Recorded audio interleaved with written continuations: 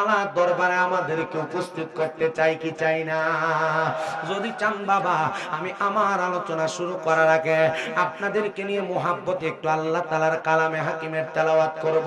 জবান খুলে মুহাব্বতের আওয়াজে পড়ে না, বিল্লাহি মিনাশ শাইতানির রাজিম, বিসমিল্লাহির রহমানির রহিম। ওয়ালা তাকুনু কাল্লাযীনা নাসুল্লাহা ফাআনসাহুম আনফুসাহুম উলাইকা হুমুল ফাসিকুন।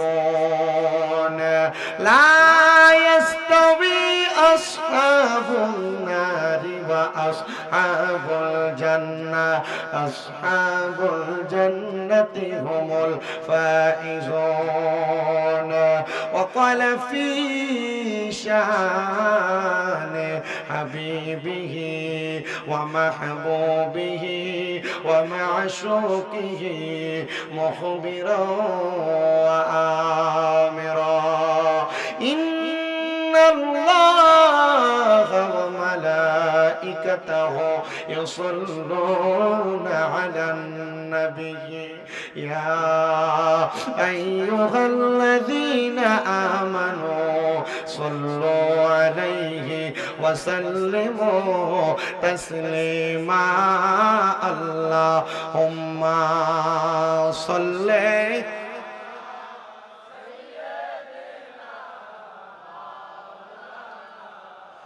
محمد وعلى آله।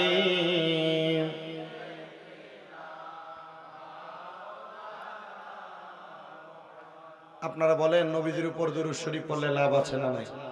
নবীজির উপর স্বয়ং দুরূদ শরীফ পড়েন একজন, তিনি কে? মুহাব্বতের আওয়াজে আরেকবার ডাক দেন আল্লাহ। বলেন নবীজির উপর দুরূদ শরীফ আদায় করলে খুশি হয় কে?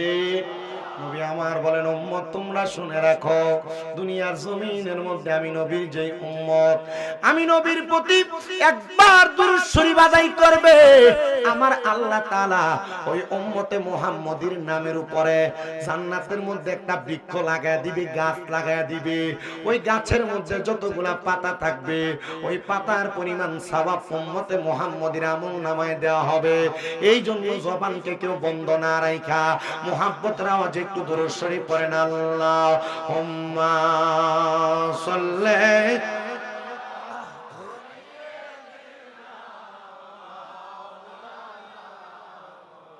ওয়া আলা আলিহি।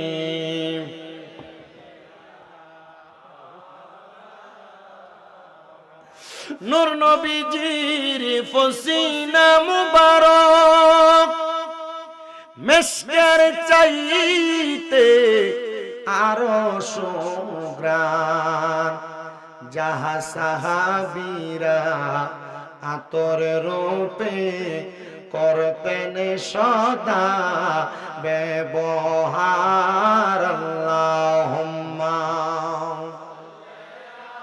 মুহাব্বতে মাওলানা وعلى آله مولانا محمد لا إله لا ذكر لا إله لا كلمة لا إله পড়েন আমরা বড় ভাগ্যবান, আমরার নবী আল্লাহর মেহমান। বলেন আমরা বড় বান, আমরার নবী আল্লাহর মেহমান। আল্লাহ দয়া করে করলেন দান, আল্লাহ দয়া আমরার নবী ইমানের ইমান। লা ইলাহা ইল্লাল্লাহ লা ইলাহা হায়রে নামাজ রোজা চাই রহনা কেহ মা বাবার খেদমত চাই রহনা আমার নবীর দরুদ ভুইল না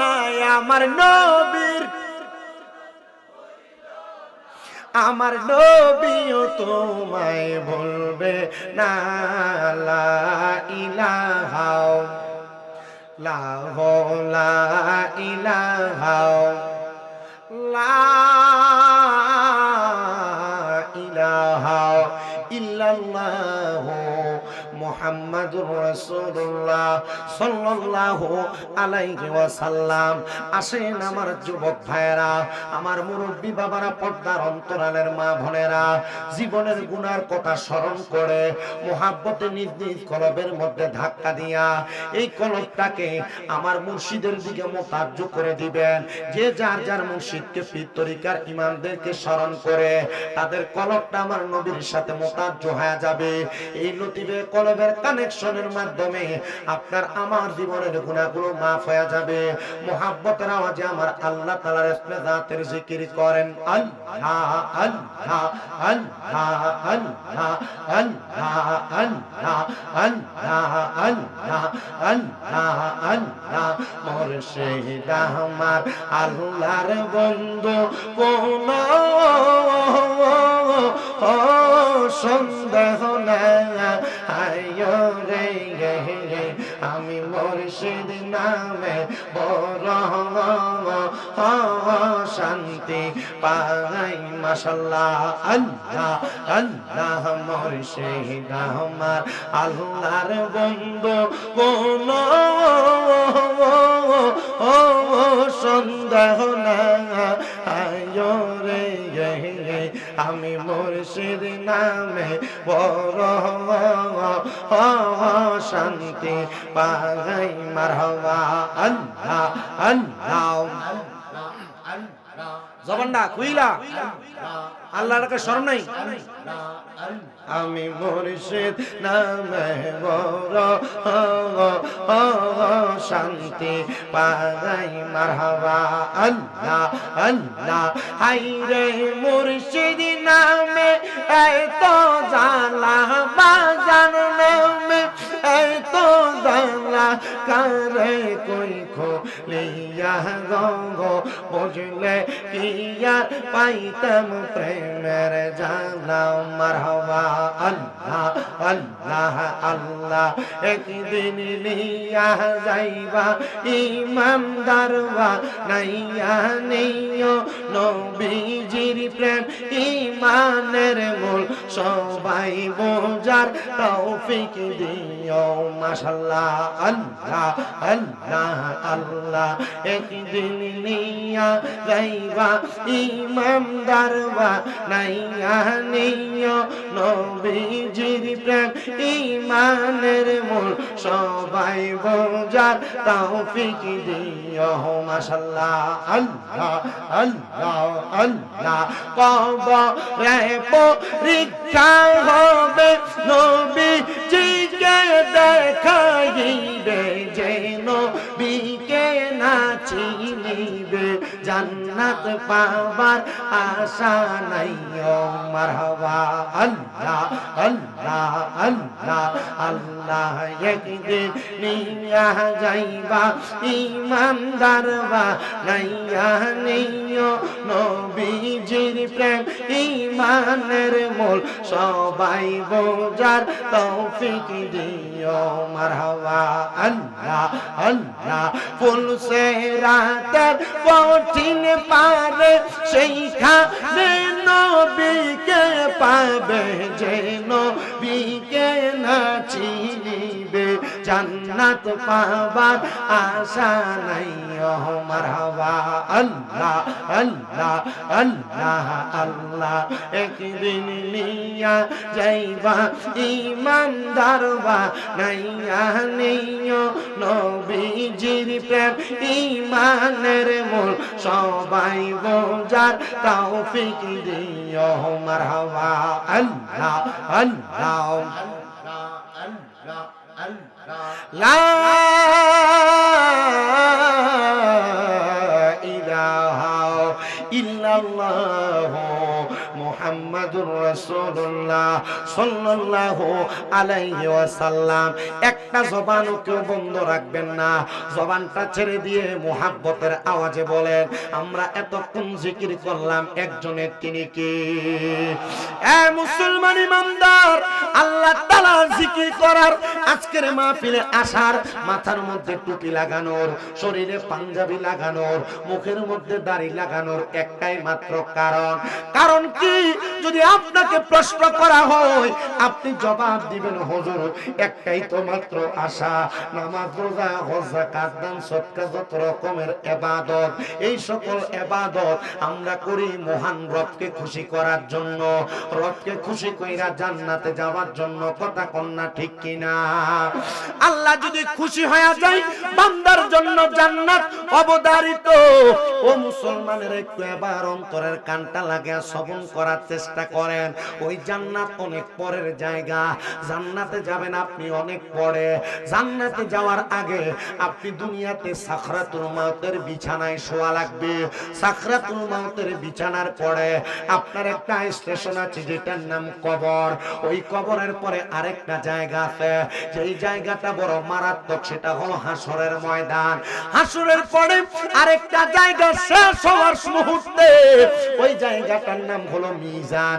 মিজানের পরে আরেকটা জায়গা আছে, যেই জায়গাটার নাম হলো ফুলসেরাত। ওই ফুলসেরাতের পরে দুইটা জায়গা, ডান দিকে জান্নাত এবং বাম দিকে জাহান্নাম।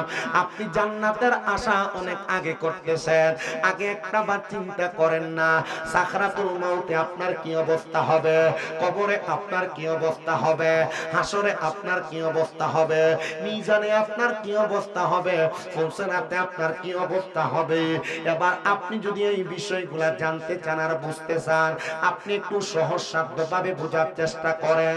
দুনিয়াতে মানুষ আছে দুই প্রকার, একটা হলো ইবাদতকারী আবেদ বান্দা, আর একটা হলো ইবাদত না করা নরমাল বান্দা। এই দুই প্রকার বান্দা, এক জাত হবে জান্নাতি, আরেক জাত হবে জাহান্নামী। আমি আমার কোরআনুল কারীমের আয়াত যখন তেলাওয়াত করতেছিলাম, আমি আপনাদের কাছে দুইটা আয়াত তেলাওয়াত করেছি। তার মধ্যে সর্বশেষ যে আয়াত আমি তেলাওয়াত করেছি, আল্লাহ বলেন লা ইয়াস্তাউই আসহাবুন নারি ওয়া আসহাবুল জান্নাহ। আল্লাহ কয় জান্নাতি এবং জাহান্নামী, মানে জান্নাত এবং জাহান্নাম দুইটা এক রকম না। আল্লাহ গো, আপনি কেন এক রকম না বললেন? তাহলে কোনটা ভালো তার একটা উদাহরণ বলেন না। আল্লাহ বলে, এ বান্দা, আসহাবুল জান্নাতি হুমুল ফাইজুন, যারা জান্নাতি তারা হলো সফল কাম, যারা জান্নাতের অধিবাসী তারাও হলো সফল কাম। হুজুর, দুনিয়াতে যারা নামাজ আদায় করে, রোজা রাখে, হজ করে, যাকাত দেয়, দান সদকা করে, ইবাদত করে, পরের হক মেরে মেরে খায় না, সুদের টাকা ঘুষের টাকা খায় না, এই মানুষগুলা জান্নাতি হবে। কিন্তু যারা নামাজ আদায় করে না, তারা দুনিয়ার জমিনে গুনাহ করতে করতে তাদের কলব মরে গেছে, তাদের রূহটা একটা দুর্গন্ধযুক্ত রূহ হয়ে গেছে, এদের অবস্থাটা একটাবার আমাদেরকে জানান করে দেন না। ওই সাকরাতুল মাউতের বিছানায় আপনার সন্তান আপনার পাশে থাকবে, আপনার মা আপনার পাশে থাকবে, আপনার স্ত্রী আপনার পাশে থাকবে, আপনার আত্মীয় স্বজন, আপনার বন্ধু বান্ধব আপনার পাশে থাকবে। কিন্তু যখন আপনার কাছে আজরাইল আলাইহিস সালাতু ওয়াস সালাম হাজির হয়ে যাবে, তখন কিন্তু আপনার সবচাইতে কষ্টের একটা মুহূর্ত। ও মুসলমান, কেমন কষ্টের মুহূর্ত শোনো গো। এমন কষ্টের মুহূর্ত, আজরাইল আলাইহিস সালাতু ওয়াস সালাম সামনে আসার আগে আমার আল্লাহ তাআলা দুইজন ফেরেশতাকে আপনার সামনে সাকরাতুল মাউতের বিছানার মধ্যে পাঠিয়ে দিবে।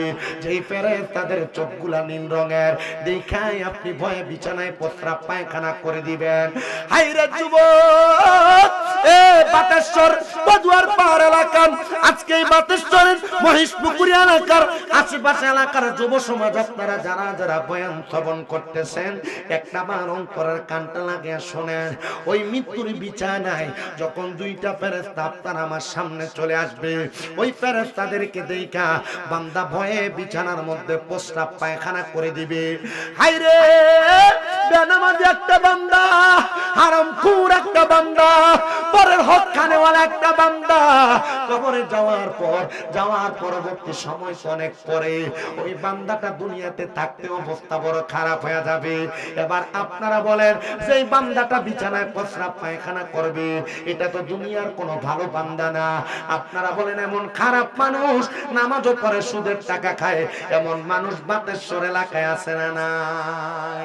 আমাদের সমাজের মানুষ এই সুদখোর, ঘুষখোর, হারামখোর গুলারে ধরে নিয়ে মসজিদের সভাপতি বানায় দেয়। কথা কোন না? আছে না নাই? এমন সুদখোর, ঘুষখোর, হারামখোর গুলারে নিয়া এলাকার মধ্যে সত্তার মাতাব্বরির দায়িত্ব দেয়। কথা কোন না? আছে না নাই?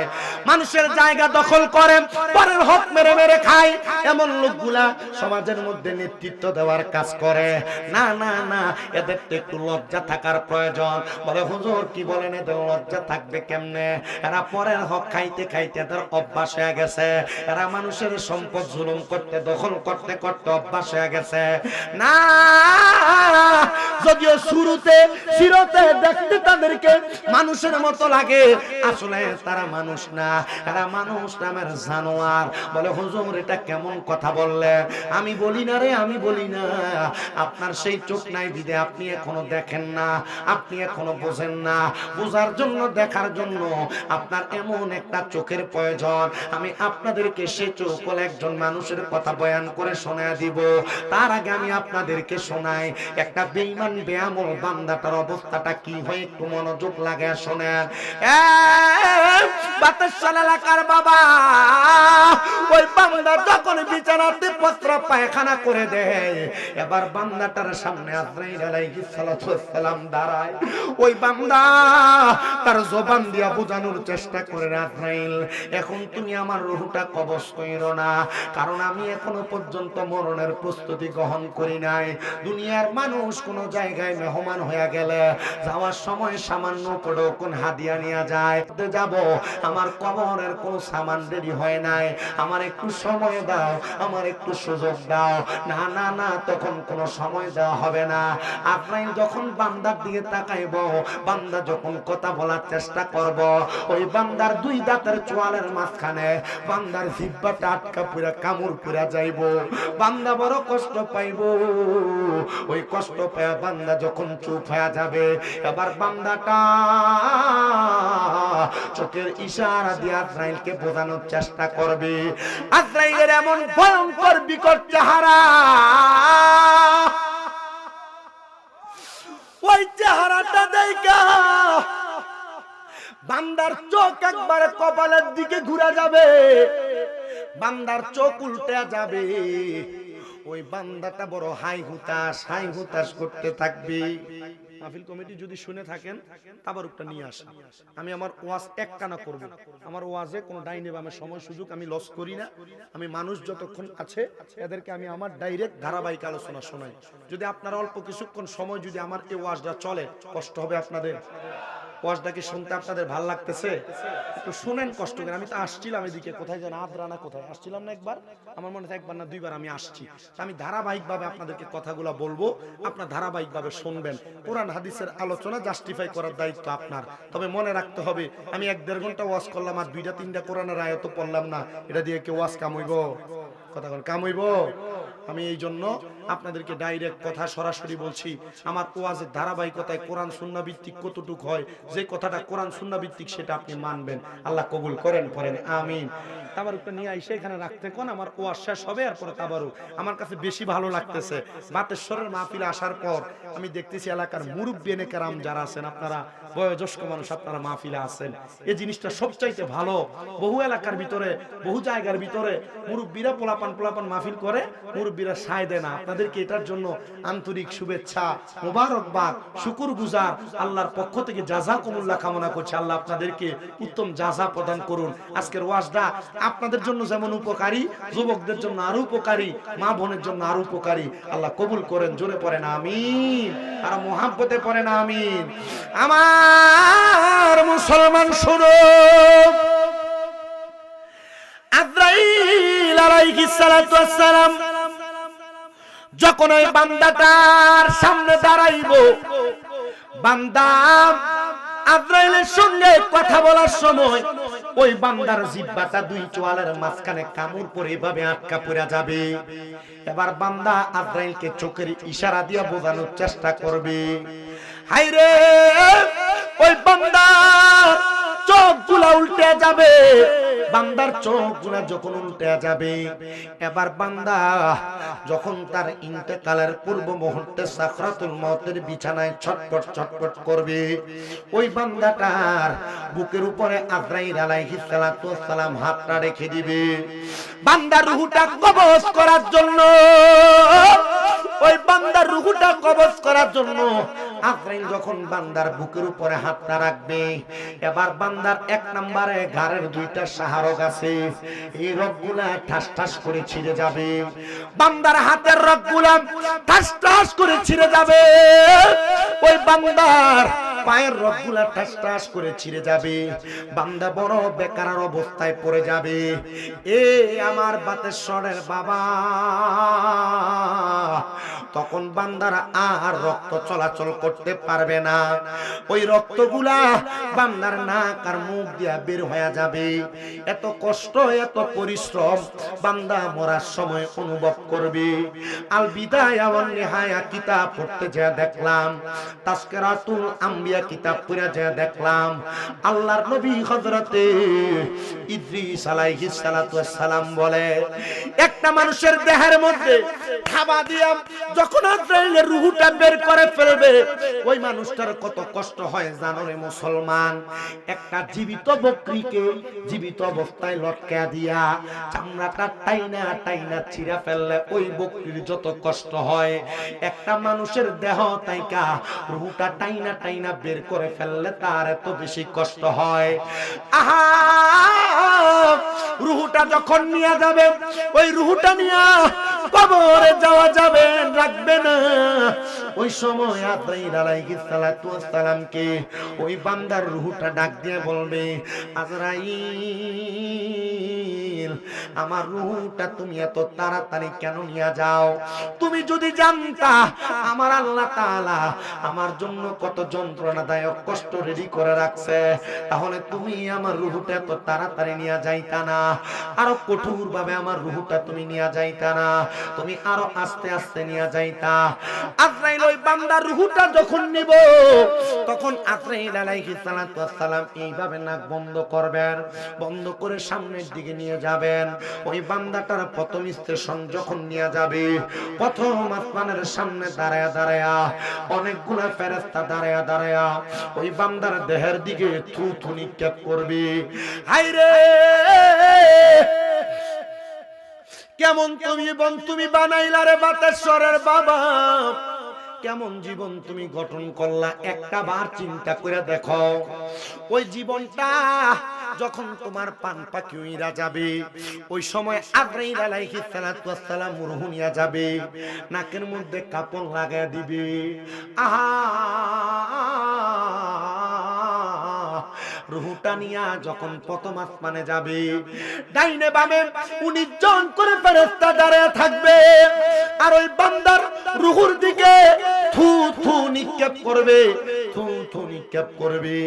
আজরাইল বলবে, কেন রে বান্দার দিকে থু থু নিক্ষেপ করা হয়? বলবে, বান্দা গুনাহ করার কারণে বান্দার রূহ থেকে দুর্গন্ধ আসতেছে, বেনামাজি হওয়ার কারণে, নামাজ ছেড়ে দেওয়ার কারণে, পরের হক মাইরা মাইরা খাওয়ার কারণে এই বান্দার রূহটা একটা দুর্গন্ধযুক্ত রূহ হয়ে গেছে। এ জগতের মানুষ শুনো, ওই বান্দাটারে ফেরেশতারা পর্যন্ত থুতু দিবে।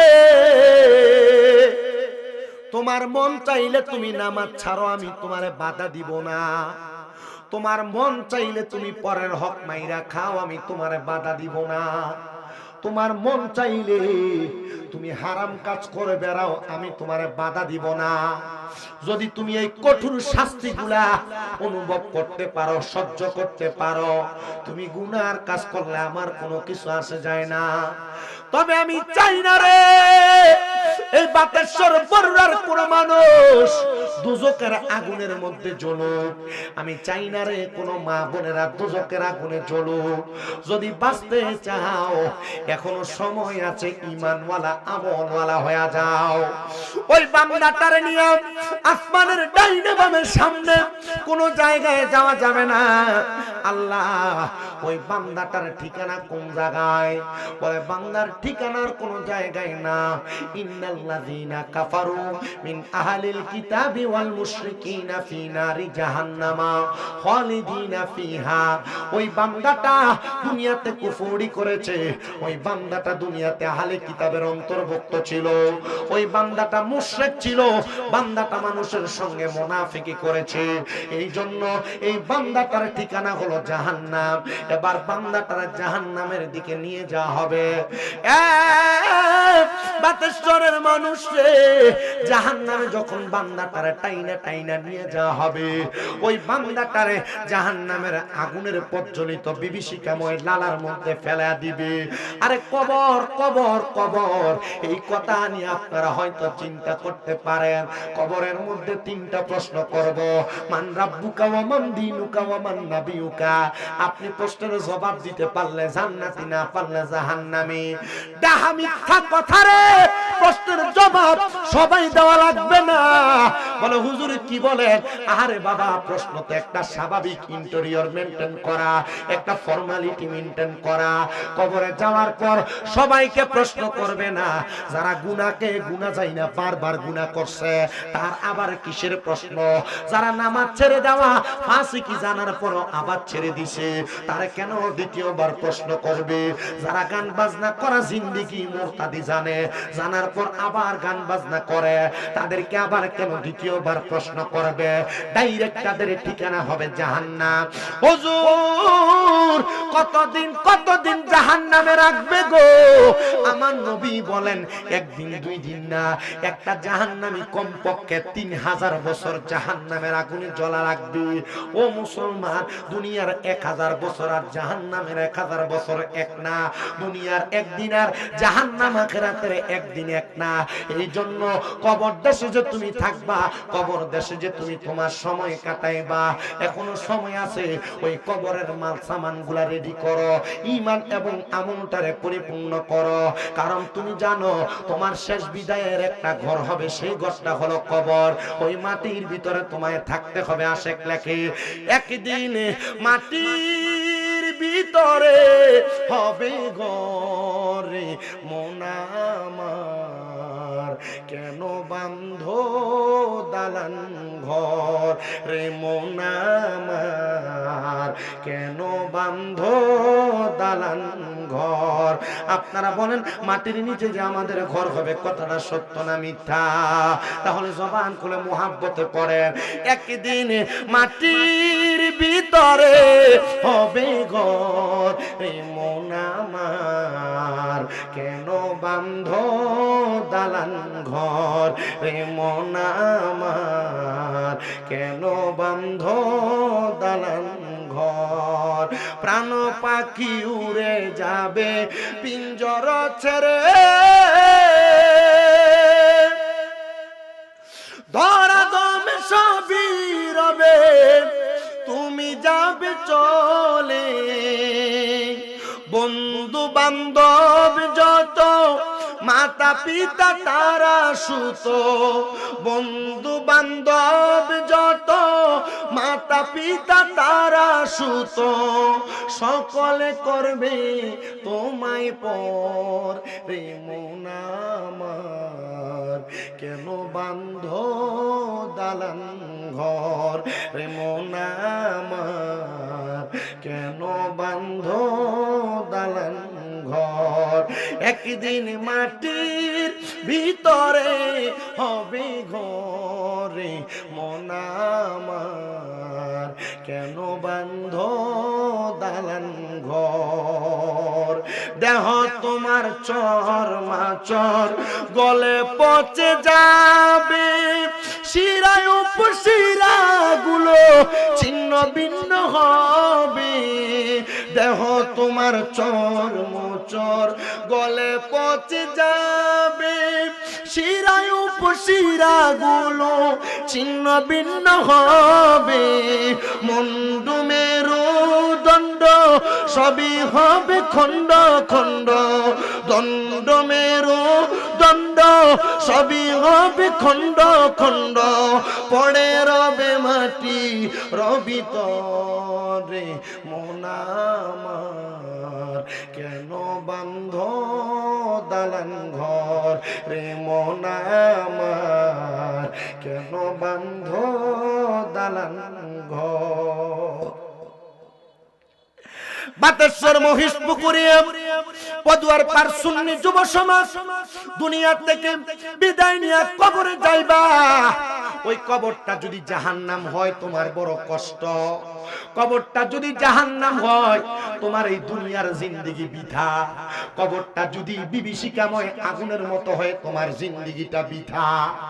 সাহাবায়ে কেরাম বলেন, ইয়া রাসূলুল্লাহ, ও মায়ের নবী, আপনি বলেন না ওই কবরের মধ্যে যাওয়ার পর উম্মতে মুহাম্মদীরা কেমন অবস্থায় থাকবে? বলে তিনটা অবস্থা রে। জাহান্নামের আগুন লাল ধাউ ধাউ করা আগুনের মতো জ্বলতে থাকবে। ওই বান্দাটারে 1000 বছর আগুনের মধ্যে জ্বালাইবো। 1000 বছর লাগবে না, মাত্র 3টা মিনিট যদি শরীরটা ধাউ ধাউ করা আগুনে জ্বলে, পুরাটা শরীর জ্বলে একবারে পোড়া পোড়া কাঠের মতো হয়ে যাবে, কয়লার মতো হয়ে যাবে। বারবার আপনার ফায়াকুন বলে শরীরটারে জোড়া লাগানো হবে। ও আল্লাহ, একবার তো আমারে আগুনে পুরাইলে আমার দেহটা জইনা শেষ হয়ে যায়, বারবার কেন আমারে কষ্ট দেয়া হবে? বলে অন্য কোনো কারণে না, তুমি বারবার গুনার কাজ করেছো, গুনাহ জানার পরে আবার পাওটা বাড়াইছো, বারবার বারবার কইরা তুমি পরের সম্পদ হকগুলা মাইরা মাইরা খাইছো। আমার এই বাতেশ্বরের বাবা শোনো, 1000 বছর লাল আগুনে জ্বালায়া পুড়ায়া এবার আগুনের রংটারে আমার আল্লাহ তাআলা সাদা ধোঁয়া যুক্ত বানাইবো। ওই আগুনের মধ্যে আরো 1000 বছর জ্বালায়া এবার আগুনটারে কালো ধোঁয়া যুক্ত বানায়া ওই আগুনের মধ্যে আরো 1000 বছর জ্বালাইবো। 3000 বছর জ্বালানোর পরে নবী যখন হাদিসে মুবারাকা বলে, মসজিদে নববীর মিম্বরের সামনে আমার নবীজির পাশে আহলে সুফফা 70 মতান্তরে 72 জন সাহাবা নবীর সামনে বসা আর ডাক দিয়ে বলি, ইয়া রাসূলুল্লাহ, এই 3000 বছর জ্বালায়া আমার আল্লাহ কি তাদেরকে একটু শান্তির জায়গা দিবে না? নবী বলে, কলে না, হ্যাঁ অবশ্যই। ওই বান্দাটারে তাকাসুর নামক একটা জায়গার মধ্যে দাঁড় করানো হবে। ওই বান্দাটা সেই জায়গার মধ্যে দাঁড়ায়া আফসোস করতে থাকবে। বান্দাটার দেহ জ্বালায় পড়ে বান্দারে দাঁড় করাবে। এবার প্রশ্ন করবে, বান্দা কি বলবা বলো? আপনি আমি যদি বলার সুযোগ পাই, আপনি মনে করতেছেন বলবেন আল্লাহ মাফ করে দাও, মনে হয় আপনি বলতেছেন আল্লাহর কাছে ক্ষমা চাইবেন না। নবী বলে, উম্মত শুনো, ওই বান্দা তখন না না বলবে না, বান্দা ক্ষমা চাইবে না, বান্দা 3 বার বলবে পানি পানি পানি। বান্দা 3 বার পানি পানি করে চিৎকার করবে। বান্দা 3000 বছর আগুনের মধ্যে জ্বলার কারণে, তাকাসুর নামক জায়গাতে দাঁড়িয়ে থাকার কারণে ওই বান্দার গলাটা একবারে কাঠ শক্ত হয়ে যাবে। হায়রে এত কষ্ট রে ও বাতেশ্বরের মা, বাপুরটা চইলা স্বামীর আদেশ অমান্য কইরা তুমিও কিন্তু সেই জাহান্নাম তাড়াতাড়ি তোমার হাতের কাছে আনতেছো। ওই বান্দাটা ওই জাহান্নামের কঠিন শাস্তি সহ্য কইরা তাকাসসুর নামক জায়গার মধ্যে যখন বান্দা দাঁড়াইবো, তিনবার যখন পানি পানি বলে চিৎকার করবে, সাহাবায়ে কেরাম কান্দে আর কয় ইয়া রাসূলুল্লাহ, তখন কি ওই বান্দাটারে পানি দেওয়া হবে? নবী বলে হ্যাঁ পানি দেওয়া হবে, তবে সাধারণ কোনো পাত্রে না, এমন একটা পাত্র যেটা আমরা প্লাস্টিকের পানি খাই, মগ, মেলামাইনের গ্লাস এটার মধ্যে পানি খাই, লোহার গ্লাস বলেন পানি খান, কাচের গ্লাস কোন আপনি পানি খান, কিন্তু আপনার যখন জাহান্নামী হয়ে যাবেন, আপনার যে পাত্রের মধ্যে করে পানি দেওয়া হবে, ওই পাত্রটা হবে একবারে লোহার গরম পাত্র। লোহার আগুনের মধ্যে জ্বালানোর কারণে গরম কয়লা যেমন লাল ঝলসানো হয়ে যায়, ওই লোহাটা তেমন ঝলসানো হয়ে যাবে। ইয়া রাসূলুল্লাহ, তবু কি তারা পানি দেওয়া হবে? বলে হ্যাঁ, লোহার গরম পাত্রের মধ্যে কইরা অন্য জাহান্নামীদেরকে আগুনে পুরানোর কারণে তাদের যেই রক্তগুলা পুষগুলা নিচে পড়ছে, হাবিয়া থেকে ওই রক্ত এবং পুষগুলা নিয়া ওই জাহান্নামীদেরকে পান করতে দেয়া হবে। ও মায়ার নবী গো, তখন কি তারা সেই পানিগুলা পান করবে নাকি? বলে হ্যাঁ, তাদের পানির পিপাসা থাকার কারণে ওই রক্ত এবং পুষগুলা তারা পান করবে। ওই রক্ত এবং পুষগুলাকে হাদিস শরীফের ভাষায় বলা হয় তিনাতুল খাবাল। ওই তিনাতুল খাবাল রক্ত পুষগুলা বান্দা তখন পান করবে। নবী কেমনে গো, রক্ত পুষ মানুষ তো এমনি পান করে না, কেমনে তারা পান করব? বলে তারা পিপাসার্ত থাকার কারণে তাদের জিহ্বার মধ্যে যখন তিনাতুল খাবাল রক্ত পুষগুলা ঢেলে দিবে, ওই রক্ত পুষগুলা বান্দার জিহ্বাটারে জ্বালায়া পুরে ছাই কইরা দিবে, বান্দার পেটের নাড়ি বুড়িগুলা গইলা বান্দার পায়খানার রাস্তা দিয়ে থরথর থরথর করে পড়তে থাকবে। এ মুসলমান, তোমার কি একটু ভয় লাগে না?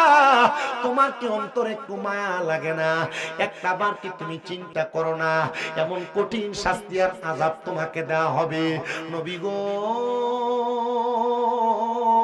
এমন কঠিন শাস্তি তো আপনার উম্মত সহ্য করতে পারবে না।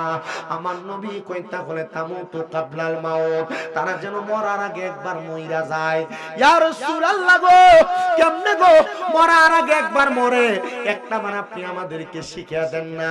কই যদি তারা মরার আগে মরতে পারে, দুনিয়ার জমিনে থাইকা হক্কানি রাব্বানি কোন পীর মাশায়েখের হাতে হাত রাইখা বায়াতে রাসূল গ্রহণ কইরা দুনিয়ার জিন্দেগীর কথা বইলা আখিরাতের কথা স্মরণ কইরা তারা আল্লাহ এবং তার রাসূলকে পাওয়ার জন্য ফানা ফিল্লাহ এবং বাকা বিল্লাহর জগতে চইলা যায়, তখন তারা আর দুনিয়ার আশা করে না, তারা ডাইরেক্ট আখিরাতের আশা করে।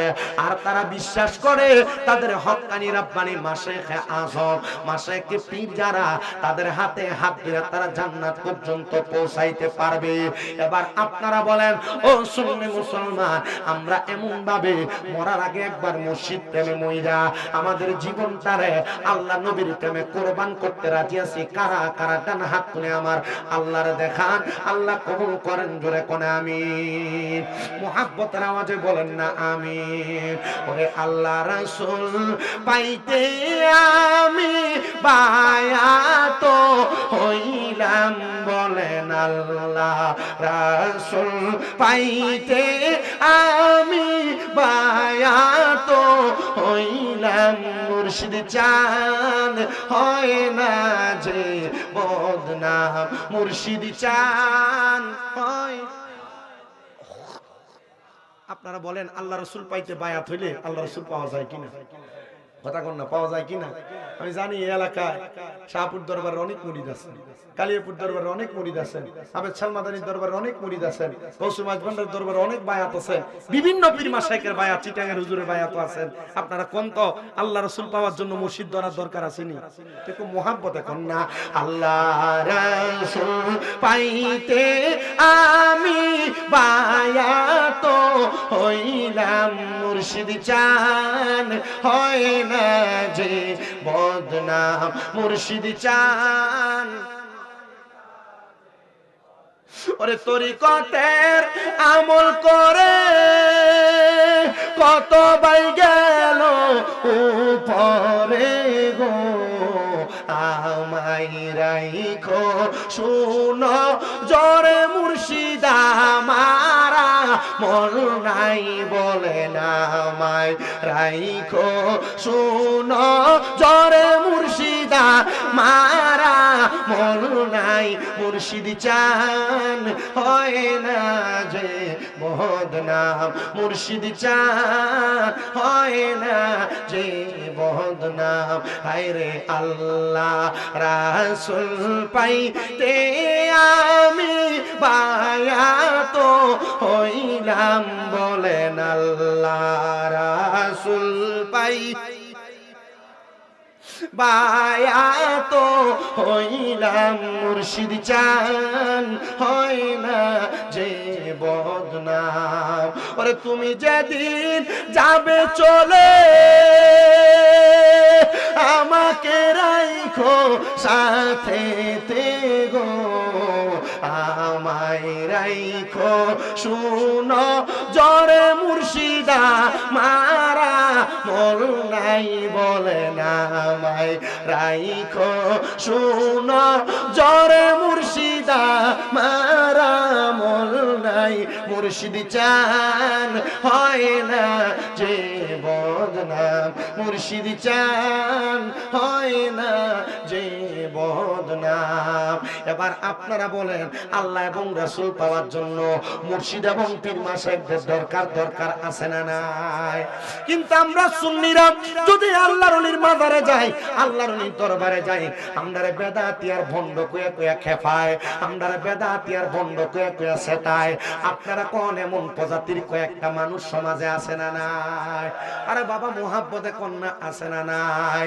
আল্লাহ কইনা বাদ্য সরব্বিকাল আসাদিদ নিশ্চয় আল্লাহর দ্বারা সত্য দ্বারা এতদিন পর্যন্ত আপনারা যারা মাজার পূজারি কইয়া খেপাইছে আমার আল্লাহ কয় বান্দা ধৈর্য ধরো আমি আল্লাহ তাআলা যখন ধরবো এরা ছুটতে পারবে না আমার আল্লাহ এদেরকে মন্দিরের পূজারি বানায় ছেড়ে দিছে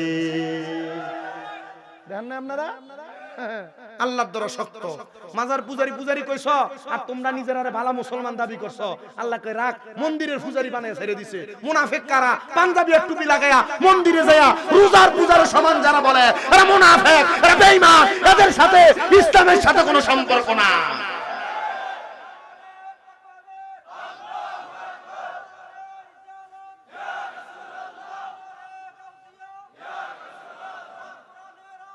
ঘরে ঘরে যায়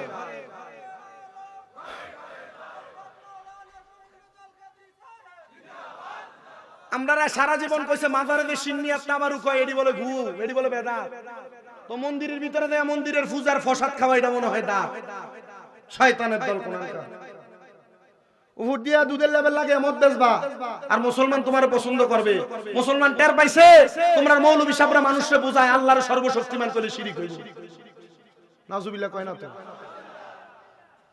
মানুষে বুঝায় যে নবীজির স্ত্রী মা খাদিজাতুল কুবরা রাদিয়াল্লাহু তাআলা আনহা কোনদিন বলে নামাজই পড়ছে না হাক্কা বাটফারের দল কোনটা মানুষ এখন বুঝে কারা ইসলাম এবং কোরআন সুন্নাহ বিরোধী কারা ইসলামের পক্ষে কাজ করে কারা ইসলামের বিপক্ষে কাজ করে ইসলামকে পুঁজি বানায়া বাংলার জমিনে আল্লাহর ওলিদেরকে মাইনাস করে মুসলমানদের কাছে কখনো স্থান পাবে না মুসলমান বুঝে গেছে এরা মুনাফিক এরা বেঈমান এদের সাথে মুসলমানের কোনো সম্পর্ক থাকতে পারে না আপনি ঠিক কইলো ঠিক না কইলো ঠিক কষ্ট হয় আপনারা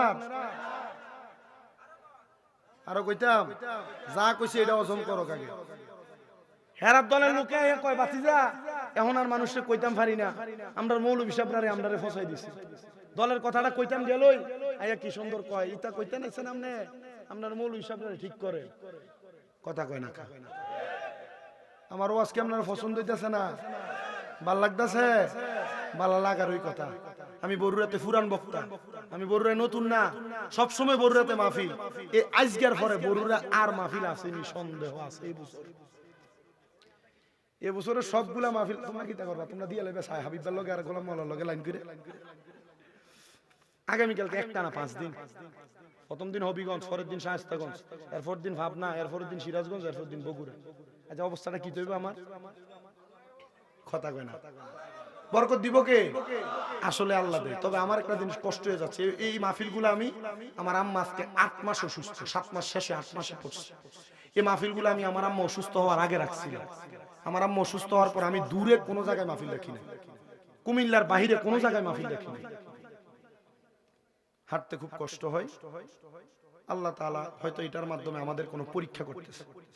আমি আল্লাহর কাছে কইছি, আল্লাহ যদি এটা পরীক্ষা হয় তাহলে আপনি আমারে ধৈর্য দিয়েন, পরীক্ষা যদি হয় আমারে ধৈর্য দিয়েন। আপনারা কে কি করছেন মা বাবার জন্য এটা আমার জানা নাই।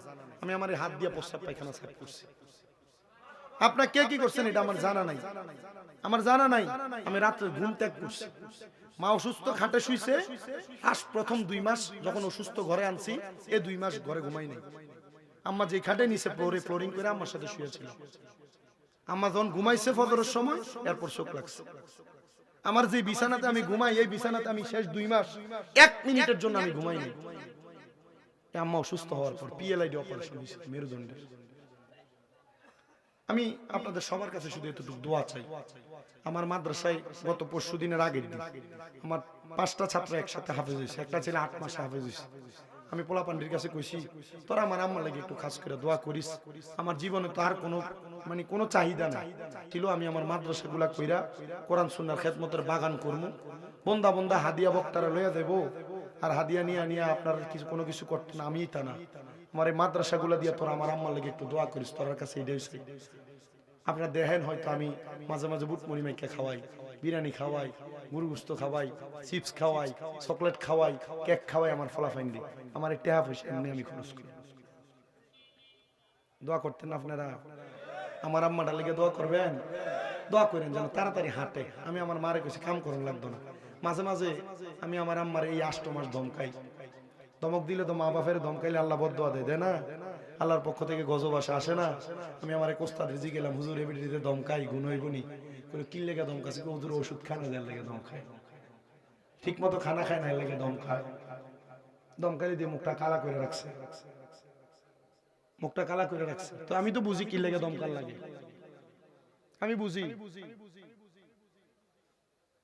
আপনাদের কাছে আমি একটা আবদার করি, আবদারটা রাইখেন। যদি মা বাপ থাকে এখান থেকে বাড়ির যে আজকে মাপ চাই। কি লেগে জানেন? এই রত্নগুলারে যদি এখন থেকে যত্ন না করেন, মইরা যাওয়ার পরে আল্লাহর কসম কইরা কই গইরে গইরে কানবেন, কিন্তু মা বাপ পাইতেন না। বলে হুজুর আমি কোনোদিন অন্যায় করছি না। অন্যায় করেন আর না করেন, এরা পায়ে ধরে মাপ চাইবেন। আজকের মাহফিল কবুল হবে কিনা এটার গ্যারান্টি কেউ দিতে পারবেন। আমি একটা গ্যারান্টি দেই, যদি আগামীকালকে বাতাসের কোনো দোয়ানে বইয়া দেখেন কোনো মুরব্বী কয়, হ্যাঁ এই শামীম রাজা ছোট ছেলে, হের ওয়াজটা শুই না আমার ফুতে বাইতে আমার পায়ে ধরে মাপ চাইছে, মনে করবেন মাহফিল কবুল হয়ে গেছে। হুজুর আমি তো কোনোদিন অন্যায় করি নাই, আমিও মাপ চাইতাম। আরে মাপ চাইলে দাম কমে না তো, ইজ্জত কমে না, সম্মান কমে না। আম্মা আব্বার পায়ে ধরে মাপ চাইলে আল্লাহ তার দাম আরো বাড়ায় দেয়। আপনি আমার দিকে, আমি আবার কামেল পরীক্ষা দিব, ফাইনাল পরীক্ষা দিব কামেল, জানুয়ারির 2 তারিখ পরীক্ষা। আমি যে পরীক্ষা দিব, আমি এলএমের জোর দিয়ে আমি ওয়াজ করি। আমি মাদ্রাসায় যখন ক্লাস 6-7 পড়ি, ওয়াজে শুধু শুনছিলাম মা বাবার পায়ে চুমা দিলে আল্লাহর জান্নাতের চৌখাটে চুমা দেওয়ার স্বাদ পাওয়া যায়। বাড়িতে এসে মা বাপ বেড়ার ঘর, বাতার বেড়া ঘুমাইয়া ছিল, চুমা দিছি। ওই 2017 সাল থেকে ওয়াজ করি, হিসাব করেন 18, 17, 18, 19, 20, 21, 22, 23, 24, 25 চলে 9 বছর ওয়াজ। আমার কোনো ক্ষমতা নাই, আমার কোনো সাধ্য নাই ওয়াজ করার। ওয়াজ করার মতো এলেম আমার নাই। আপনার বাতাসরের মসজিদের ইমাম মুয়াজ্জিনের আমার চেয়ে ভালো এলেম, কিন্তু আল্লাহ তাআলা এই মা বাবার পায়ে চুমা দেওয়ার পর থেকে সম্মানের দাম বাড়ায় দিয়েছে। আপনার বেদাত বইলা মা বাবার কদমের কাছ থেকে দূরে সরাই নিতেছে, মা বাবার কবর জিয়ারত করা থেকে দূরে সরাইতেছে, মা বাবা মরার পরে জানাজার পরে দোয়া করা থেকে আপনারা দূরে নিয়ে যাইতেছে। যারা যারা এগুলা করে এরা কোরআন সুন্নাহর সুর, এদের সুর ছাড়া ভালো কোনো উপাধি কোরআন হাদিসে নাই।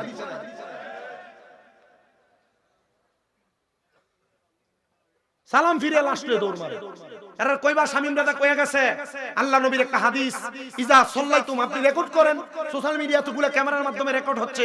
আল্লাহ নবী বলেন ইজা সাল্লাইতুম আলাল মাইয়িতি ফাখলিসু লাহু দুআ, ইজা যখন সাল্লাইতুম তোমরা নামাজ আদায় করো, আলাল মাইয়িতি মৃত ব্যক্তির জন্য, ফাখলিসু লাহু দুআ অতঃপর তার জন্য দোয়া করো। মৌলবী কো লাশ লিয়ে থাকা, যদি কোনো মৌলবী এখন থেকে বলে মরার পরে জানাজার পরে কোনো দোয়া নাই, লাশটারে খাপড়ে দিয়ে ধরে কইবেন আমার মার জন্য আমি দোয়া করব, তোর বাবার কি? মা বাপ মরে গেছে দোয়া করবো আমার বাধা দেয়, কথা কই না। মা বাপ মরে গেছে 60 দিন না করা বেদাত, 40 করা বেদাত, মানুষের খাওয়ানি বেদাত, তবে রাইন্দে ডেকনা তার মাদ্রাসা দিয়ে দিলে দাও 60 দিন না 40 টেহাড়ি তারা দিয়ে দিলে এটা বড় জায়েজ। শয়তানের দল কোন এত গোল্লাই শেয়ার হনা গরিব আপনারা না, আমনে কইলে তো ঘরে আমনে তো হইছলা, আমনে গোস্ত কিনি খান কে? আপনারা বলেন এমন মানুষদেরকে ধোঁকা দেওয়ার মতো মানুষ সমাজে আছে না? জানাজার পরে দোয়া নাই বলে বলে মানুষদেরকে বিভ্রান্ত করে এমন লোক আছে না নাই? এদেরকে হাদিস শরীফটা শোনায় দিবেন, বলে এই হাদিসটা কি মিথ্যা?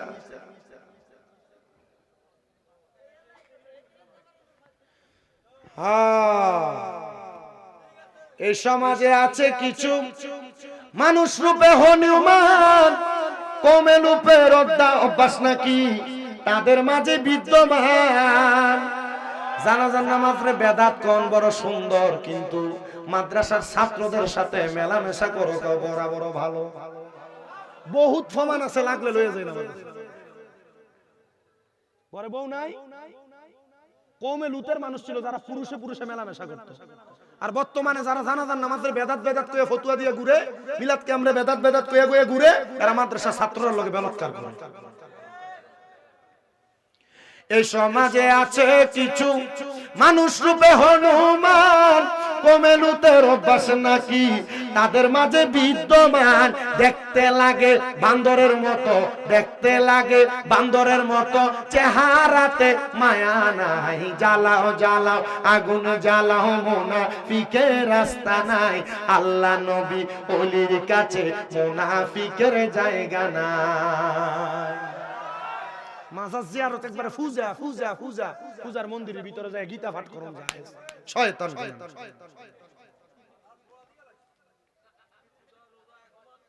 ফুজার রোজা এডি কইছে, আপনার কি কষ্ট হইতেছে?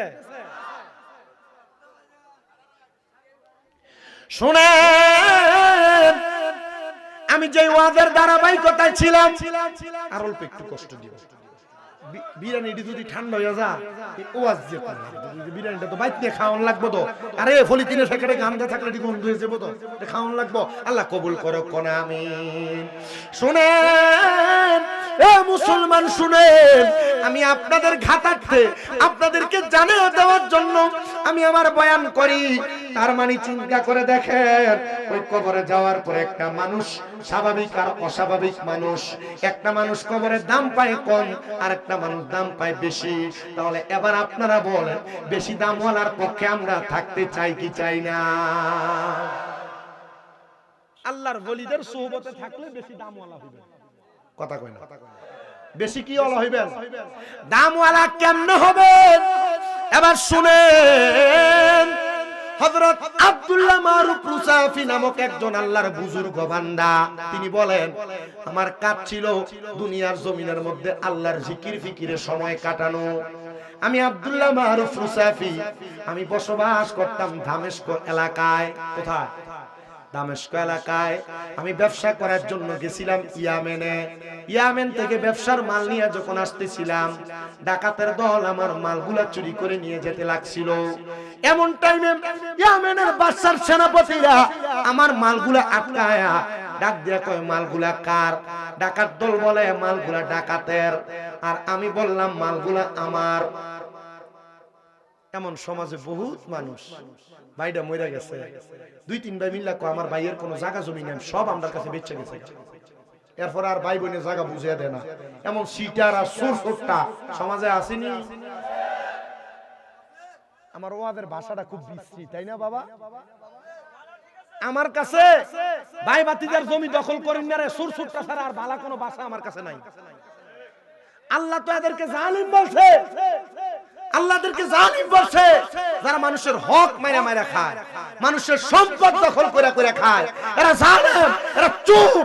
এদের জায়গা বাংলাদেশেও নাই, মাটির তলেও নাই। এদেরকে কবরের মাটি চাপ দিয়া ছাতনার হাড্ডি পর্যন্ত গুঁড়া করব। কষ্ট হইতেছে আপনারা? হযরত আব্দুল্লাহ মারুফ, আব্দুল্লাহ মারুফ কারকি রহমাতুল্লাহ আলাইহি ডাক দিয়া কয়, জগতের মানুষ তোমরা শোনো, আমি মালগুলা নিয়ে যাইতে লাগছিলাম, আমার ডাকাতের দলের আমার মালগুলা নিয়ে যাইতে লাগছে। ইয়ামেনের বাদশার সেনাপতিরা আমার মালগুলা আটকাইছে। ডাকাইতের সব মানুষ কয় মালগুলা তাদের। আমি বললাম মালগুলা আমার। তারা আমারে জিজ্ঞেস করে, তোমার মালের মধ্যে কি কি আছে তুমি বলো। তিনি বলেন, ওই দিন আমি একসাথে যে মালামাল কিনে ঠাউগা, আপনারা এটার কি দেখো লর্ডে মাল কিনে না, আমি ওই দিন আমার সব মালগুলা আমি লর্ডের মাধ্যমে ক্রয় করেছি। কিন্তু ডাকাত দল ডাক দিয়া কয়, তুমি বলো তোমার মালে কি আছে। তিনি বলেন, আমি আমার মালের বর্ণনা দিতে কম একটু দেরি হইল। তারা আমার মালের বর্ণনা না দিয়া নিজের সব মাল নিজেদের দাবি করলেন।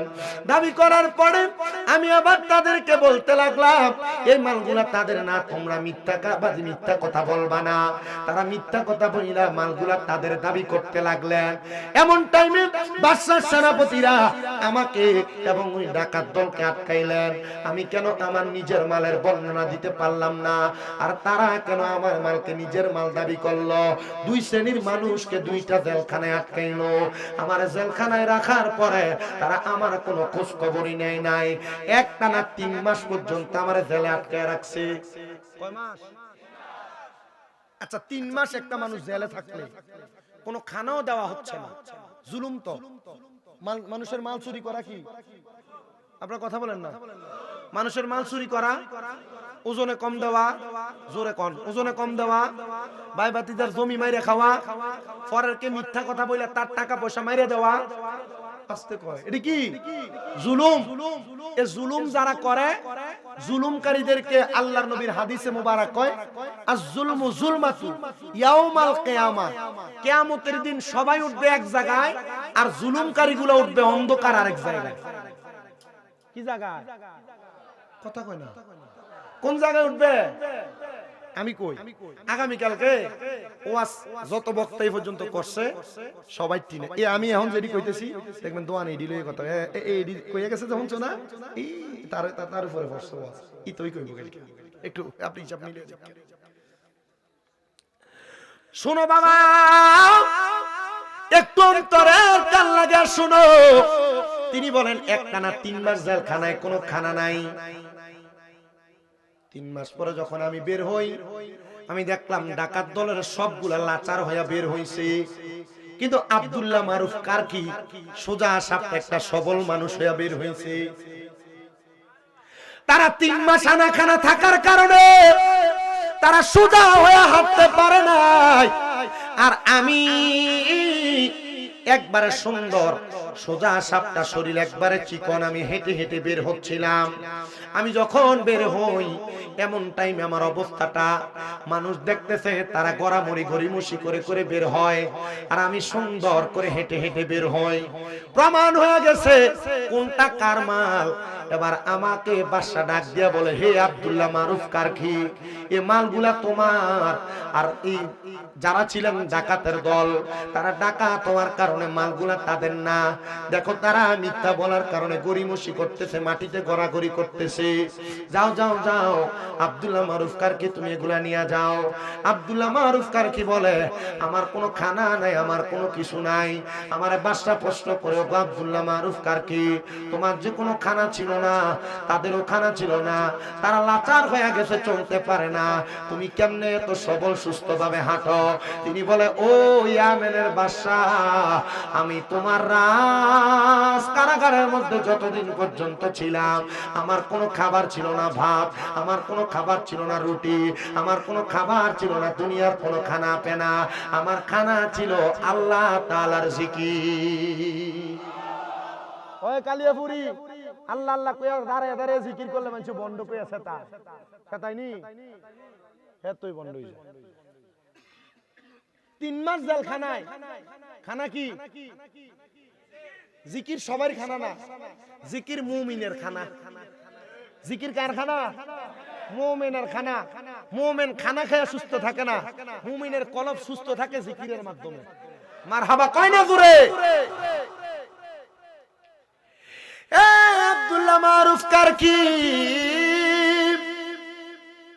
তুমি বলো রে কার জিকির করলা কার স্মরণ করলা আব্দুল্লাহ মারুফ কারকি কয় যে রব আমারে বাঁচিয়ে রাখছে আমি সেই রবের জিকির করছি গফুর গাফার নামে তোমার আল্লাহ ও আল্লাহ ও বলেন রহিম রহমান নামে তোমার আল্লাহ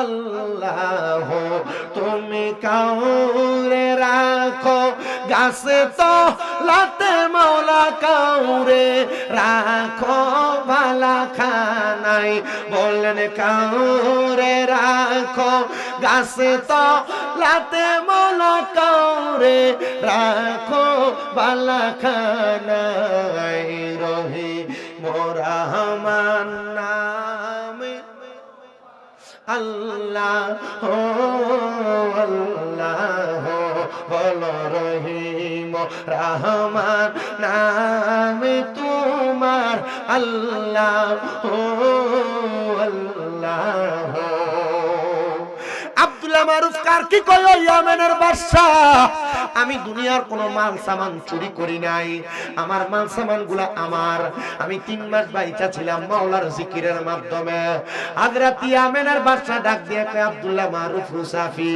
তাহলে আপনি আমার কাছে আগমন করেন সাথে সাথে উনি ওনার নিজের চেয়ারটা ছেড়ে দিলেন নাইমা নিচে দাঁড়াইলেন আর ডাক দিয়ে কয় ওগো মারুফ রুসাফি আপনি আমার চেয়ারটাতে বসেন জোরে কোন নাম মারহাবা আপনি আমার চেয়ারটাতে বসেন বলে কেন গো আপনি কি ইয়ামেনের রাজত্ব পরিচালনা করবেন না কয় না না না আমি রাজত্ব পরিচালনা করব না বলে কারণটাকে একটাবার আপনি আমারে জানান করে দেন না বলে অন্য কোনো কারণ না একটাই মাত্র কারণ আপনি এমন একজন খোদার বন্দেগী করেন এমন একজন খোদার পথে চলেন এমন একজন খোদার জিকির করেন যেই খোদা আপনারে দুনিয়ার কোনো খানা ছাড়া এই খোদার স্মরণের মাধ্যমে আপনারে বাঁচিয়ে রাখে জান জান জান আপনি ওই খোদা তাআলার ইবাদতে মশগুল থাইকা আমার এই রাজ্য ইয়ামেনটারে পরিচালনা করেন আব্দুল্লাহ মারুফ কারকি ডাক দিয়ে কই জগতের মানুষ আমি বললাম আমি এক সপ্তাহে আপনার সম্পদ নিতে পারি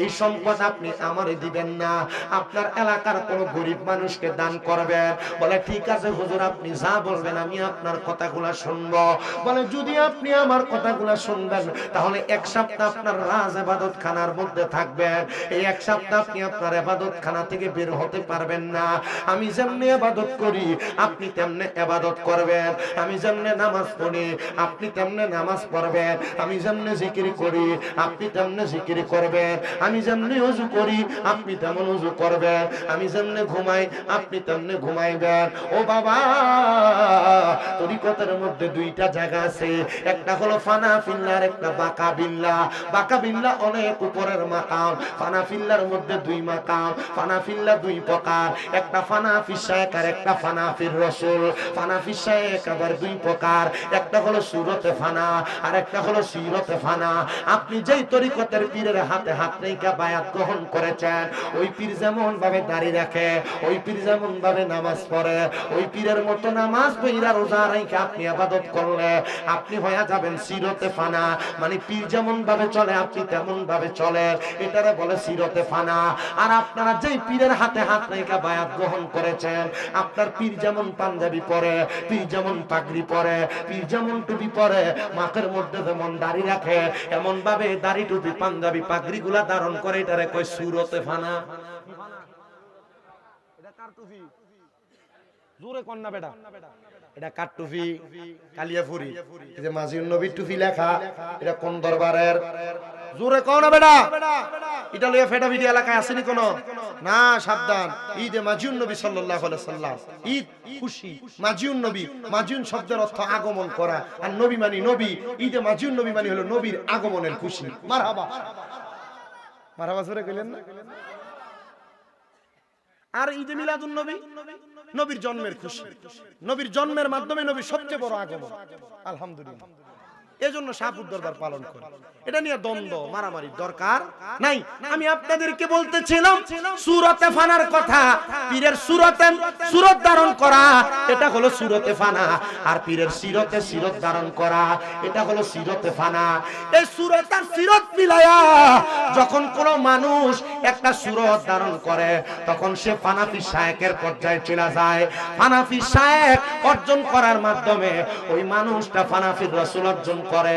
মানে সে চোখ বন্ধ করলে রাসূল দেখতে পায়। আমরা রাসূল দেখতে পারি কিনা আমরা জানি না, তবে আমাদের অন্তরের মধ্যে একটা আশা, একটা আকাঙ্ক্ষা থাকা লাগবে। আমরা মরার আগে একবার হলো রাসূল দেখব, আর নচেত মরার পরে আমাদেরকে কবরে আমার রাসূল আমাদেরকে তরিয়া কল মোবারকে নিব। কথা কোন না ঠিক কিনা? আব্দুল্লাহ মারুফ রুখকার কি বলেন, এই আমেনের বাদশা আপনি আমার সঙ্গে একই ঘরের মধ্যে থাকবেন। উনি এক সপ্তাহ পর্যন্ত থাকতে লাগলেন। এবার এক সপ্তাহ পরে ওনাকে ছুটি দিলেন, ছাপ দিলেন, যান যান যান। এবার আপনি আপনার এলাকার সবচাইতে রাস্তার যে মোড় আছে ওই মোড়ের মধ্যে দাঁড়ায়া যেই মানুষটারে আপনার পছন্দ হবে ওই মানুষটারে আপনি আপনার রাজ্য দান কইরা দেন, আমার অসুবিধা নাই। আর আমারে আপনারে যদি বলা হয়তো যে আপনারে একটা বাড়ি দেওয়া হবে, আপনি আপনার ঈমানটা বেচা দেন, আপনার একটা বাড়ি দেওয়া হইব, আপনি এখন থেকে বুহুর উপর হাত বেঁধে নামাজ পড়েন। আপনার যদি কয় হয় আপনার একটা জায়গা দেওয়া হইব, এ ফোলা ফাইন এখন থেকে নামাজ যখন পড়বা এই তারাবির নামাজ 8 রাকাত পড়ে বাইরে চলে বা 40 দিন তারাবির নামাজ 8 রাকাত পড়লে তোমার একটা সাইকেল দেওয়া হইব। আমরা ফোলাই নিতে বেচা সাইকেলের ফাগল হইয়া, বইয়ের ফাগল হইয়া, নতুন নতুন কিছু হাদিয়া দিলে এটির ফাগল হইয়া ইমানদারে বেচালা। আর আমরা বাপ দাদারা দিয়ে 20 টাকার তারাবির নামাজ পড়ছে, এটা বলে না যায়, এটা বলে কোরআন হাদিসে না। কই পাইছেন এডি? মক্কা মদিনা কয় রাকাত? 20 টাকা। আয় কি সুন্দর কয় ভাতিজা, মক্কা মদিনা তুই এটা দেখেছ নি? তুমি যে মদিনায় থাকতেছ, তো মদিনা আর মক্কা এলাকায় যে সৌদি আরব মানে সিনেমা হল বানাইছে, তুমিও বানাও বাতেশ্বর একটা সিনেমা হল। কথা কয় না? মক্কা মদিনার দিয়ে দলিল দাও, মক্কা মদিনার দিয়ে সুন্দর সুন্দর কথা কইতেছ, মক্কা মদিনা এটা নাই ওইটা নাই। তো সৌদি আরবের জেদ্দাতে কত সুন্দর মদের বার বানাইছে, সৌদির ফলা ফাইন্দে খাবাই লাগিয়া, তো তুমিও মদের বার বানাই দাও বাতেশ্বরে। খালি মক্কায় আছে মদিনায় আছে, বেডিয়ে তেরে গাড়ির লাইসেন্স দিছে, তো তুমিও দাও না, তোমার বেডি অটো চালাক। শয়তান। মক্কা মদিনা ডাইরেক্ট দলিল না, মক্কা মদিনা ঈমানের জায়গা। মক্কায় যাবেন হজ করতে, মদিনায় যাবেন জিয়ারত করতে। দেখেন না মুতোয়া হে পুলিশের চাকরি করে, হে আব্দুরে ফিরিয়ে দেয়, তো হেদিকে হেদিকে কি আল্লাহ, আল্লাহ পূব দিকে নাই, আল্লাহ পশ্চিমে নাই, আল্লাহ উত্তরে নাই, আল্লাহ দক্ষিণে নাই, তো কি লাগা এদিক থেকে ফিরিয়ে দেয়? আপনি বুঝতে হবে মক্কা মদিনার ভিতরে শুধু তারা থাকলে তারাই যে একবারে বালা আলেমে দিন হয়ে যাবে, বিষয়টা এমন না। এরা নজদিদের দালাল। কাদের দালাল? হাদিসে মুবারাকা বলতেছে মদিনা শরীফে ডাবল বরকত, মক্কাতুল মুকাররমায় যে বরকত মদিনাতুল মুনাওয়ারায় ডাবল বরকত। আপনি ডাবল বরকত নিতে যান না, আপনাকে ফিরিয়ে দিলে আমি দেখছি না, আমি দেখছি আপনি আমারে একটা সময় আহলে সুন্নাত ওয়াল জামাতের সুন্নি ছাড়া, আমরা যারা গরম সুন্নি ছাড়া সবাই ঘৃণা করত। এখন আমারে কওমি কোন এরাও খুব মহব্বত করে। এদের দলের বাতিল ফেরকা স্যার মহব্বত করে। হুজুর কারণটা কি? তা মহব্বত কেন করে? জি না, আমি গালাগালি করি না, আল্লাহর কসম আমি গালাগালি করি না। কেন করি না? সবাই যদি গাইলায় তো ডাইককে আনবো কোনটা? কথা কয় না, বাপও ফিডে মাও ফিডে, তো ঘরে আনবো কে? আমি এর লাগি গাইলেই না। আমি সুন্দর সাবলীল, আমি এ পর্যন্ত কোনো গালি দিছি? সাবলীল ভাষায় কথা বলছি। এই কথার মাধ্যমে আমি যার যার পরিচয় তুলে ধরছি। কিন্তু আমি যে দেখছি মদিনাতুল মুনাওয়ারায় বাবু সালাম দিয়ে ঢুকে সালাম দিয়ে বাইর হইয়া হযরত ওমর রাদিয়াল্লাহু তাআলা আনহুর মাকবারা যে জায়গায় ওনারে শহীদ করা হয়েছিল, এদিকে দাঁড়ায়া তিনজন কওমি আলেম আল্লাহর রাসূলের রওজার দিকে ফিরা ফিরা মুনাজাত করতেছে। মারহাবা কোন না কেন? প্রখ্যাত পরিচিত তিনজন আলেম। কারণ কি? তারা কি মদিনার নবীর দিকে চাইছে, নবীর কাছে চাইছে? না, তারা আল্লাহর কাছে চাইছে। তারা শুধু বলছে রব্বে কারীম আল্লাহ, আপনার রাসূলের উসিলায় জগৎ সংসার বানাইছেন, এই রাসূলের উসিলায় আমাদেরকে দেন, কোন হইব? তো মক্কার মদিনানি দলিল না কোরআন হাদিস দলিল? কোরআন হাদিস যেটা বলবে আমি সেটা মানব।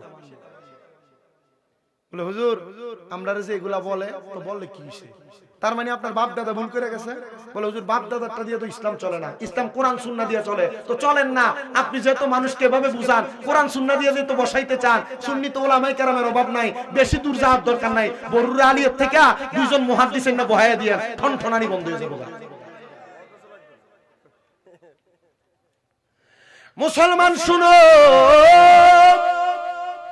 হযরত আব্দুল্লাহ মারুফ কারকি রাহমাতুল্লাহ আলাইহি বলেন, আমি আবার তারে ডাক দিলাম, যাও তোমার এলাকার রাস্তার সামনে যা, যেটারে তোমার পছন্দ হবে ওই ব্যক্তিরে তোমার সম্পদ দিয়া দাও। আর আমরা টাকার পাগল, পয়সার পাগল, সম্পদের পাগল, নারীর পাগল, বাড়ির পাগল। উনি বলে আমি 7 দিন পরে বের হইলাম, যাইয়া ইয়ামেনের 4 রাস্তার মোড়ে দাঁড়াইলাম। আমি যাইয়া কোনো মানুষ দেখি না, ডাইনে তাকাইলো দেখি কুকুরের মুখ দেখা যায়, বামে তাকাইলো দেখি কুকুরের মুখ দেখা যায়, পেছনে তাকাইলো দেখি কুকুরের মুখ দেখা যায়, সামনে তাকাইলো দেখি কুকুরের মুখ দেখা যায়। আমি একটা মানুষও দেখলাম না, আমি দেখলাম একটা পাগল মানুষ, যার চুলগুলা এলোমেলো, দাড়িগুলা জট লাগা। আমি তার দিকে তাকাইলাম আর দেখলাম সে বয়া বয়া কি যেন ফটফট করে শোনে, কি যেন ফটফট করে বলে। আমি আমার কান্ডা তার মুখের সাথে লাগাইতে আর মনে নাই। আমি চইলা গেলাম আব্দুল্লাহ মারুফ কারকির কাছে। হুজুর আপনার কাছে আমার একটা আবেদন গো হুজুর, আপনি আমার আবেদনটা রাখেন না। বলে কি আবেদন? বলে আমি তো আমার এলাকার 4 রাস্তার মোড়ে গেলাম, আমি যাইয়া কোনো মানুষ দেখলাম না। অন্যদিন এই জায়গার মধ্যে মানুষ আর মানুষ, মানুষ আর মানুষ, মানুষ আর মানুষ দেখা যায়। হুজুর আজকে কোনো মানুষ নাই। হুজুর ডাক দিয়া কয়, এই বাদশা তুমি বলো না তুমি কি কোনো মানুষ দেখো নাই? বলে হুজুর হ্যাঁ, একটা পাগল দেখছি যে গাছের নিচে বয়া বয়া কি যেন ফটতাছে। কই বয়া বয়া পড়ে? গাছের নিচে বয়া। হুজুর কয় মানুষ কি দেখো নাই? হুজুর কয় আরেকবার যায় আসো। এবার যায় দেখে হুজুর আব্দুল্লাহ মারুফ কারকির কথা মোতাবেক মানুষের অভাব নাই, কিন্তু গাছের নিচে পাগলটা ঠিকই বসা। আবার দূরে এসে হুজুর এখন তো মানুষের অভাব নাই, কারে দিতাম? হুজুর কয় আবার যাও, তবে পাগল পটপট করে কি পড়ে এটা একটু শুনে আসো। পাগল ফটফট করে কি পড়ে এটা একটু শুনে আসো। আবার ইয়ামেনের বাদশা গেছে, যায় দেখে আর মানুষ দেখা যায় না, যা দেখে সব কুকুরের মুখ। কার মুখ? সব কুকুরের মতো মানুষ দেখে, অবয়ব ঠিক আছে কিন্তু চেহারাটা একবারে কুকুরের মতো। শুধু মানুষের চেহারা আছে, গাছের নিচে বইয়া, চুলটি জটলা, দাড়িটিও আটকানো আটকানো, শরীরে জামা কাপড়টি একবারে ময়লা। এই মানুষটা কি যেন পটপট পটপট করে পড়তাছে। ইয়ামেনের বাদশা কয়, আমি আমার কানটা ওনার কানের মুখের লগে লাগাইলাম, আমি ওনার মুখ থেকে শুনতে পাইলাম উনি শুধু বলতেছে মান আরাফা নাফসাহু ফাকাত আরাফা রাব্বাহু, মান আরাফা নাফসাহু ফাকাত আরাফা রাব্বাহু। উনি শুধু এই কথা বলতাছে। আমি এবার ওনার কথা ডাইসা আব্দুল্লাহ মারুফ কারকির কাছে বললাম, আব্দুল্লাহ মারুফ কারকি মানুষ তো দেখলাম না, যা দেখলাম সব কুকুরের মুখ দেখা যায়। হুজুর বলেন না আমি যা দেখলাম এই দেখাটা কি আমার সত্য নাকি? বলে দেখছো যা তা সত্য, তবে তুমি আমার একটা কথার জবাব দাও। জিনার মুখের মধ্যে কথা শুনলা, তিনি কি কয়? কয় তিনি শুধু কয় মান আরাফা নাফসাহু ফাকাদ আরাফা রাব্বাহু। তিনি শুধু এই কথা বইলা গেছে, এই কথা বইলা গেছে। বলে এই মানুষটা পাগল হইতে পারে রে, তার যত সম্পদ আছে এই সম্পদগুলা গরিব দুঃখীর মাঝে বিলিয়ে দেয়। তুমি চাইলে তোমার সম্পদ তারে দান করতে পারো। ইয়ামেনের বাদশা কই দেরি করলাম না, পুরো রাজত্ব তারে দান করে দিলাম। দান করে দিয়া আমি বললাম হুজুর আমার তো দুনিয়ার আর কোনো কাজকর্ম ভালো লাগে না, আপনি আপনার সোহবতে আমারে রাখেন। আল্লামা রুমি কয় সোহবতে সালে তোরা সালে কোনাত, ভালো মানুষের সোহবতে থাকলে ভালো হইতে পারবা। এবার ইয়ামেনের বাদশা আব্দুল্লাহ মারুফ কারকির খেদমতে এতদিন ছিল বাদশা, এখন হইছে চাকর। মারহাবা। ও তুমি নিজে বাদশা, নিজে কাজী, নিজের নৌকায় নিজে মাঝি, আরে সর্বগুণে ডাকি যারে আল্লাহ, বলেন সর্বগুণে ডাকি যারে আল্লাহ, দমে দমে জপরে মন আল্লাহ, বলেন দমে দমে জপরে মন আল্লাহ, দম তাকিতে বইল না মন আল্লাহ, বলেন দমে দমে জপরে মন আল্লাহ, দম তাকিতে বইল না মন আল্লাহ। হুজুরে কোন মারহাবা।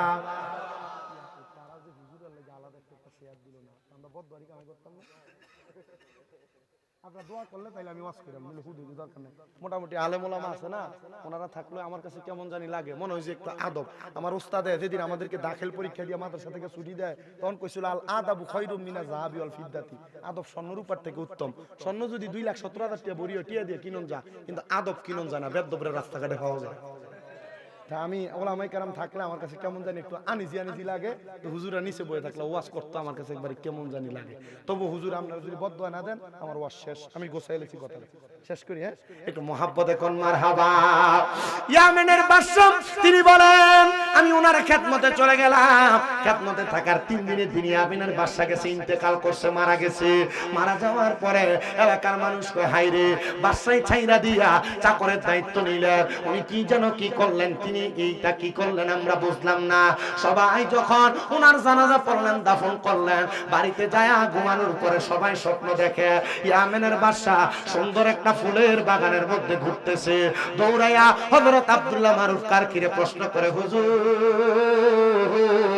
এটা তো বুঝতে পারলাম না, কাহিনীটা কি আপনি বলেন না? তিনি বলেন, অন্য কোনো ঘটনা না, ঘটনা হইল তিনি যে 7 দিন একটানা ইবাদত কইরা তিনার মাল সামান গুলা একটা পাগল মানুষকে বিলিয়ে দিছে গো। আর 3 দিন পর্যন্ত তার কলবটাকে পরিষ্কার করার জন্য হক্কানি একজন মাশায়েখের সোহবতে থাইকা তার জীবন পরিবর্তন করেছে আমার আল্লাহ তাআলা। আগের 7 দিনের পরের 3 দিনে 10 দিনের ইবাদতে এই বান্দাটারে জান্নাতের বাগানের মধ্যে জায়গা করে দিয়েছে। এই জন্য আমি আমার বাতেশ্বর এলাকা, এই মহেশপুকুরি এলাকা, পদুয়ারপাড় এলাকার, বড়ুয়া এলাকার যত মানুষ আমার বয়ান শ্রবণ করেছেন, আপনাদের সবার কাছে বলবো রে বাবা, জীবনে যা কিছু করেন আর না করেন, আপনি জায়গার মধ্যে থাইকা আল্লাহ এবং তার রাসূলের মুহাব্বত নিয়া যে কোনো একজন হক্কানি রাব্বানি পীর মাশায়েখের হাতে হাত দিয়া বায়াত